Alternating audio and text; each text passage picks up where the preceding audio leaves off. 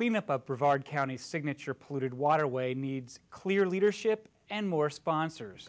That's why state water officials plan to spin off the Indian River Lagoon National Estuary Program into a new, more prominent, federally sanctioned program. Now heading that effort is Maurice Sterling, a Florida native who has spent his career in Brevard leading a massive restoration of wetlands that form the headwaters of the St. Johns River. Sterling is a senior manager with the St. Johns River Water Management District based in Palatka. I questioned him about the Lagoon Initiative here in the Florida Today studio. Take a look. Maurice, thank you so much for joining us here today. I wanted to get your reaction to a comment. County Commissioner Chuck Nelson, who is our delegate to this 5-county group dealing with the lagoon, said, "There's no general in charge of this whole effort here, and we need one." Are you the general? Well, if I am, I'm not a 5-star general. I Okay. can promise you that. But I think one of the reasons that Water District Executive Director Hans Tansler asked me to serve as the interim director at this point in my career and at this point in the history of the National Estuary Program was that we saw an opportunity to create an entity that would act as that field general. This all-inclusive, all things lagoon point of focus to bring all of the resources to bear, all of the key players, all of the interest groups and stakeholders that are all concerned about the health and vitality of the lagoon, and of course because of its importance not only as a natural resource, but also the economy, the economic value of the lagoon to this region, and serve as that single entity. And we believe that a strengthened National Estuary Program administered by EPA, the U.S. EPA, and sponsored jointly up to this point by St. John's and South Florida Water Management Districts can be that field general that Commissioner Nelson spoke of. So elevating the National Estuary Program that's been really a division of the water management districts to its own entity, its own kind of independent entity? Well, in a sense, Matt, the Indian River Lagoon National Estuary Program is a federally sponsored program by EPA. Right. And its purpose is to elevate estuaries of national importance, of which there are 28 NEP programs in the country. 28 estuaries in the United States have been designated as estuaries of special concern. And of that 28, Florida has 4, and of course the Indian River Lagoon is 1. And the goal of the EPA's NEP, I use acronyms, I apologize, it's the Environmental Protection Agency's National Estuary Program, okay, is for the program to be a non-regulatory coordination, have a coordination function that is non-regulatory in nature, okay, that pulls stakeholders and interest groups together and brings coordinated focus to address the complex resource management challenges that face any given waterway. So to be a clearinghouse for funding that may come in, right, also to be an honest broker of research and all the different types of scientists who may be looking at the lagoon. Sure. And also to be a moderator, I suppose, between the 5 different counties that, in this case, that are stakeholders, Well, and, as you said, sponsors. Right. There are 5 counties that straddle the lagoon. Actually, it touches Palm Beach County, which is the 6th county at the south end of the 156-mile-long waterway. So, in all ways, yes, this could be the entity that brings that coordinated focus that's needed, and can bring singular focus.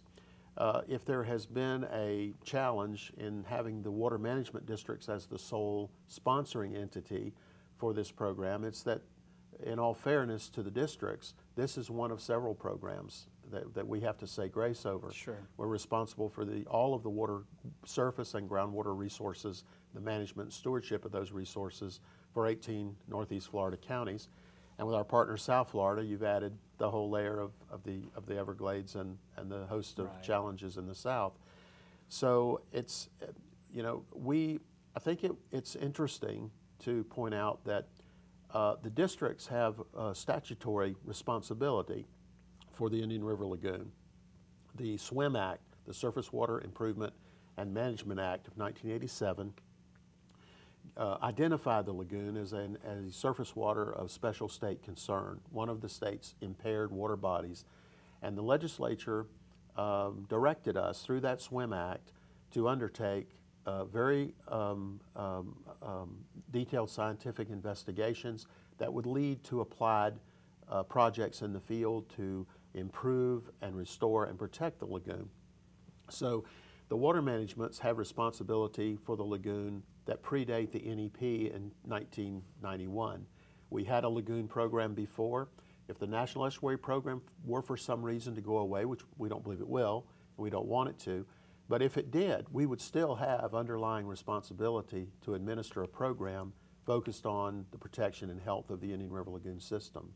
So we have that statutory responsibility under Chapter 363 that underlies the NEP program. The NEP program is one of many efforts, but it's important because it brings together stakeholders in a non-regulatory environment, which is important, and focuses the energy and efforts of myriad of groups, governmental, private, academia, you name it, down to the interested citizen who just wants to do better and wants to help out and do what's good for the lagoon. Maybe have an oyster garden or Sure. you know, something in their backyard.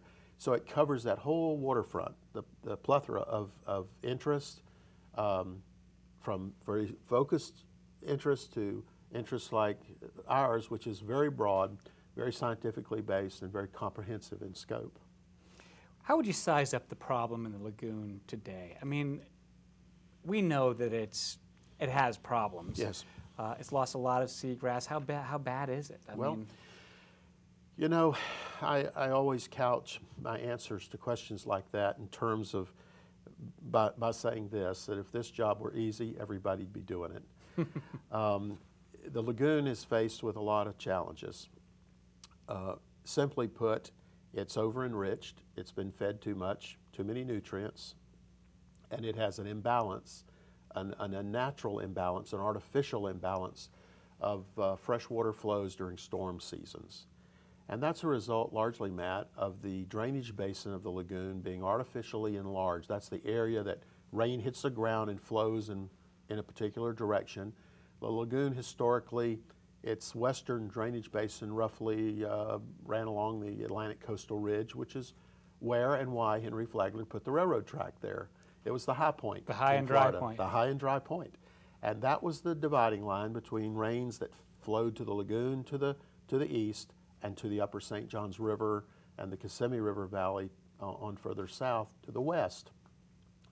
Human activities over the course of the last century, beginning in earnest in the late 1800s, early 1900s, and the advent of the steam shovel and all the improvements that we've put on the land, have tripled or more the size of the drainage basin of the Indian River Lagoon. And with that flows not only enormous amount of more fresh water at all the wrong times, I might add, but also the nutrients, the excess nutrients, and the sediments that flow into the lagoon from those canals, arrow straight canals with no water quality treatment on them in the past, that have contributed largely to some of the lagoon's problems. And of course, two cities were developed along the banks of the lagoon back in the day that had no stormwater treatment. There was no such thing as retention ponds in the 1920s, 1930s. So a lot of cities developed with streets, curbs, and drainage that has no treatment at all. Now, over the past several years, one of the aims of the NEP program have been to, and the SWIM program working jointly, have been to install features that address those issues. We've put in a lot of baffle boxes. Those are large concrete boxes with baffles in them that slow or stop the flow of stormwater when the flow comes off a street out of a storm drain. Instead of dumping straight into the lagoon, they now enter a baffle box. The flow is stopped, slowed, the sediments fall out of the water column, and then the water is discharged out into the lagoon. Somewhat cleaner, provides treatment, but it certainly stops a lot of the sediment loads. So the increased level of freshwater flow stresses the key indicator species, which is the bellwether, the canary in the mine shaft, if you will, of lagoon health, and that's the seagrass beds. Those are a nursery for the small fish, the small microscopic sea trout, the little trouts, exactly. spawning fish that Right. Okay. That are food for some of the more prized catches, such as the snook and redfish and what everybody goes fishing for. Sure. So I'm trying to picture this here. At one point we had lots of long meandering creeks and flows that went out to the St. Johns River, and that water was sort of treated by virtue of just dropping stuff. Not Sure. that there was a lot of pollution there to begin with, Right. but then farmers and I guess people who put in citrus just cut canals that sent the water back this way Right. and into the lagoon. Right, right. The old ditch and dam and drain method of the 1930s forward really was to just get the water off the land. And you know, Florida's history is one of too much water historically. Mm-hmm. Florida was too wet. The goal from when Florida was first discovered and began to develop, the aim was to get the water off the land and open it for, quote, productive use. And to do that required the artificial removal of water through ditches and canals that would drain the water quickly off the property and open it for arable land for agriculture. Probably back in the day when we were Mosquito County, and we're now. You have an interesting background yourself. This isn't your first time doing big projects and tackling big problems in Brevard County. You were involved with the St. Johns River as well. Why don't you describe that? Well, that's Brevard and Indian River County, I feel, are my second home. While I've been housed and staffed out of the Palatka headquarters for the St. Johns District, I've spent my entire professional career working on projects in Brevard and Indian River County, and primarily as project leader of the massive Upper St. Johns River Restoration Project, about a $300 million project with the Corps of Engineers as the primary designer and constructor. So I have experience working with about every agency with an acronym at the state, federal, state, and local levels. And I think that's one reason that the district tapped me to provide this leadership role in a transition period, because I do have broad programmatic experience working with a lot of different agencies and a lot of different stakeholder groups. And we see this transitional period as a time when we can broaden the sponsorship base of the Lagoon program, the National Estuary program.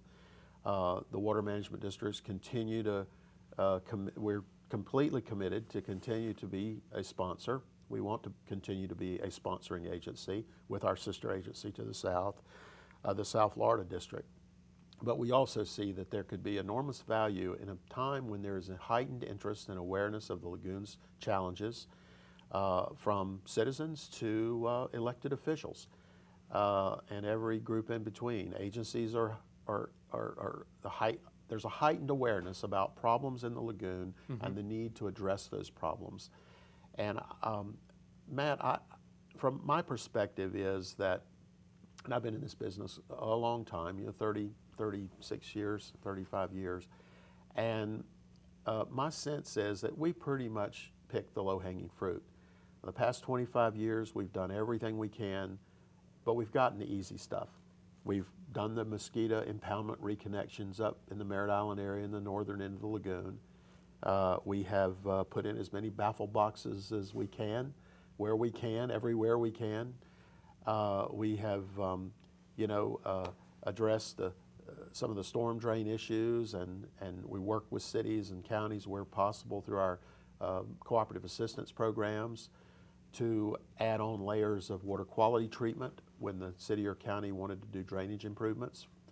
So we've done what we can where we can with the funds that we've had, but that all amounts to a drop in the bucket compared to what we're facing. And that is the expensive stuff is left. We need to stop the muck, the sediments from entering the lagoon, and remove the muck that's in the lagoon. When you talk about muck dredging, you're talking about a lot of money, a lot of time, a lot of effort. We're going to have to bite the bullet and face the stormwater retrofit requirements in some of the older cities. Old Titusville, Old Cocoa, Old Melbourne, where there was no stormwater treatment because it simply wasn't an issue back when those cities were first developed. But, and then again, there's the whole issue of septic tanks.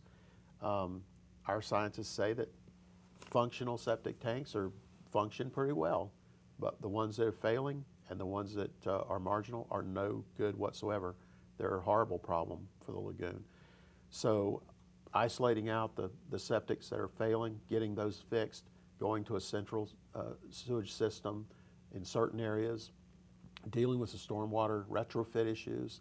The old saying, you know, an ounce of prevention is worth a pound of cure is not only a turn of a phrase, but it has the distinction of being true. And having to go back and address some of these issues now are going to be costly, and it's going to take more than just, you know, the want to.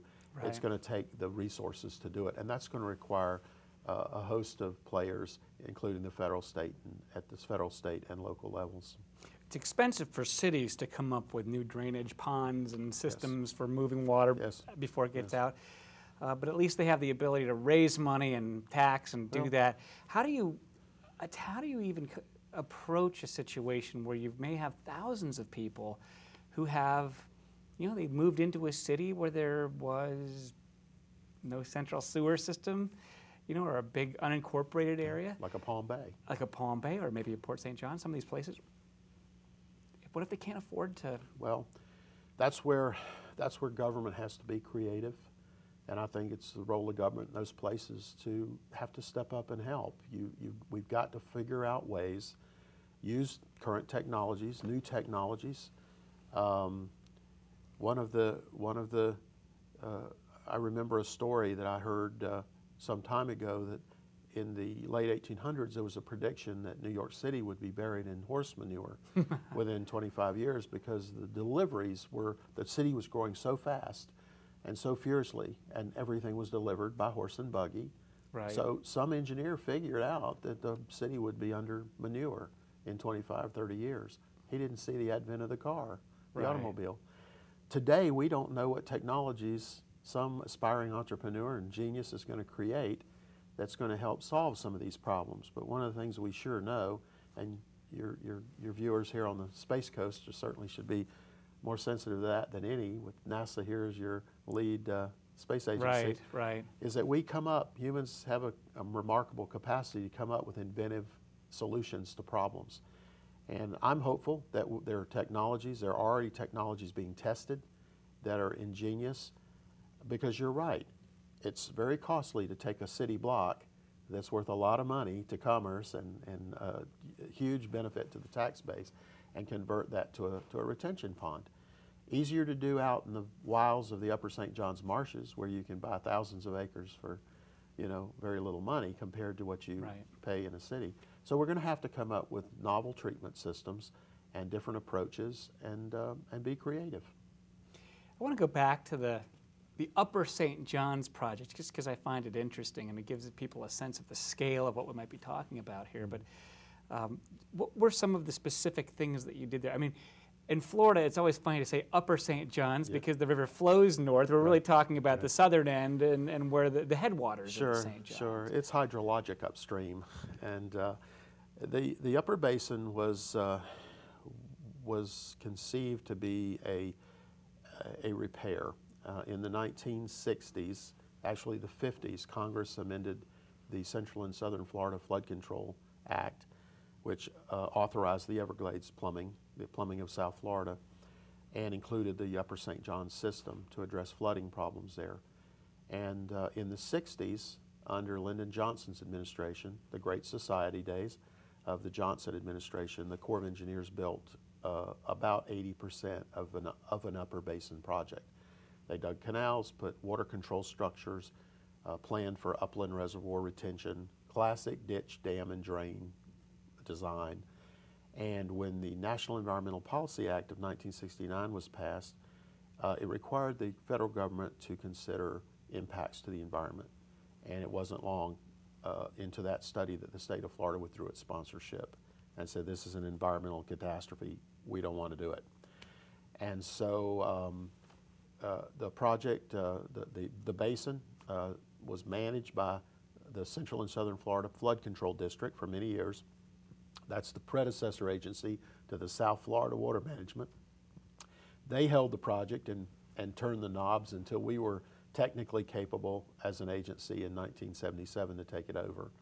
And our board made that the redesign, the re-engineering, I would say an environmentally friendly re-engineering of the Upper St. Johns, its highest priority project, which is curious at the time because we were renting facilities as a water management district in an old Merita bread store.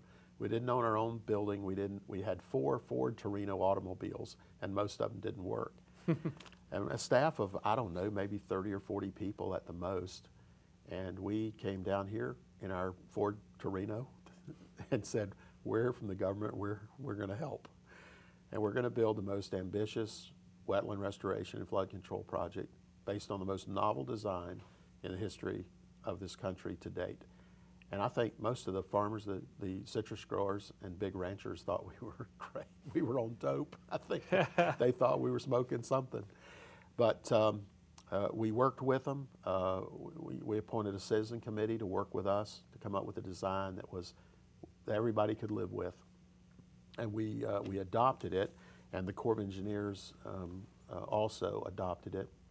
And interestingly enough, the Congress wrote into the law that the Upper Basin Project is a semi-structural flood control project, which by definition flipped the funding arrangement, recognizing that the state had bought so much land for this non-structural project, which was an aim of which was to restore vast tracts of wetlands, where the traditional Corps project only required the state to buy a ribbon of land for a levee. And we argued that the state had a disproportionate burden, and Congress agreed and removed the requirement for us to pay any construction costs. So the benefit to Florida's taxpayer was enormous because all the district bought was the land. The Corps put in all the money, federal funds, for construction, which really allowed us as an agency to go do good things at Lake Apopka and the Upper Ocklawaha and the Lower St. Johns River, which we would never have been able to do on the timetable that we had we been bollocksed up having to pay our share of the bill on construction on the Upper Basin. But it's been a tremendously successful project. It's achieved the water quality aims of improving the health of the river. It's tripled the functional wetlands of the Upper St. Johns system, and it's put a hammerlock on reliable flood control. It's projects designed for like a 1 in 500 year events, like for Noah's flood. So it's been a tremendous success. Plus, the area known as Stick Marsh has some pretty good bass fishing, from what I understand. Bass fishing, absolutely. It's a bass fishing heaven. And all the new reservoirs that have been created, these large, vast impoundments, are going to be fishing machines. So we're very proud of the Upper St. Johns. Muck is one of the big issues. We've talked about that before. Mm-hmm. Money seems to be coming into Brevard County from the legislature and elsewhere to remove muck. Yes.